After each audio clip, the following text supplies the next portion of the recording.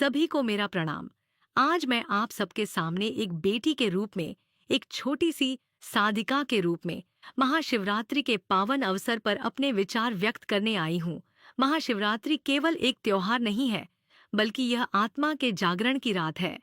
शिव का अर्थ है कल्याण और रात्रि का अर्थ है अज्ञान का अंधकार। इस पावन रात्रि में हम अपने जीवन के अंधकार को दूर करके शिव के प्रकाश को अपने भीतर जगाने का प्रयास करते हैं।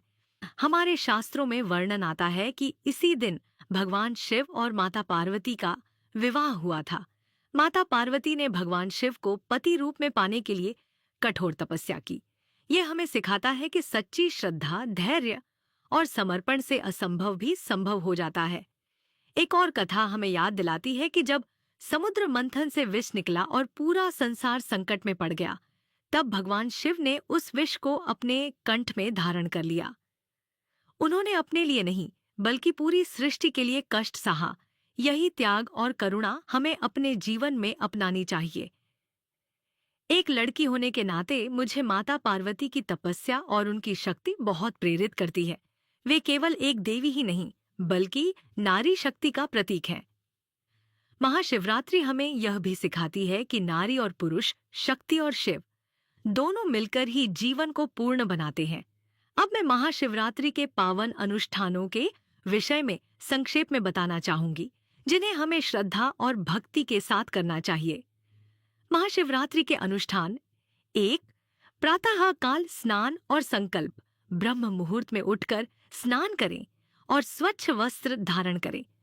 भगवान शिव का ध्यान करके व्रत और पूजा का संकल्प लें। यह संकल्प केवल पूजा का नहीं, बल्कि अपने जीवन को सुधारने का होना चाहिए। 2. व्रत और संयम। इस दिन फलाहार या निर्जल व्रत रखा जाता है। व्रत का अर्थ केवल भोजन त्यागना नहीं, बल्कि बुरे विचारों का त्याग करना है। मन, वाणी और व्यवहार को शुद्ध रखने का प्रयास करें।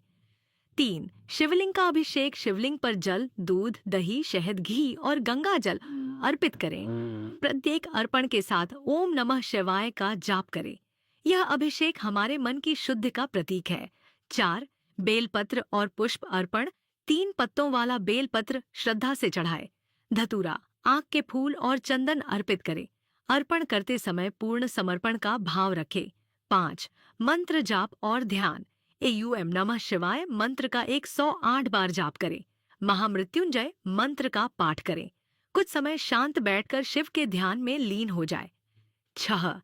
4 प्रहर की पूजा और जागरण। महाशिवरात्रि की रात 4 प्रहरों में पूजा की जाती है। भजन कीर्तन करें और भगवान का स्मरण करते हुए जागरण करें। यह जागरण केवल शरीर का नहीं, बल्कि आत्मा का होना चाहिए। 7. दान और सेवा। जरूरतमंदों की सहायता करें। अन्नदान, वस्त्रदान या जलदान करें। सेवा ही सच्ची शिव पूजा है। अंत में मैं बस इतना कहना चाहूंगी कि भगवान शिव को प्रसन्न करने के लिए बड़े बड़े आडंबरों की आवश्यकता नहीं है। वे भोलेनाथ हैं। उन्हें केवल सच्चा प्रेम और श्रद्धा चाहिए। आइए, इस महाशिवरात्रि पर हम सब संकल्प लें कि हम अपने जीवन में शांति, धैर्य और करुणा को स्थान देंगे। हम माता पार्वती की तरह दृढ़ और भगवान शिव की तरह सरल बनने का प्रयास करेंगे। इन्हीं शब्दों के साथ मैं अपनी वाणी को विराम देती हूँ। हर हर महादेव। ओम नमः शिवाय।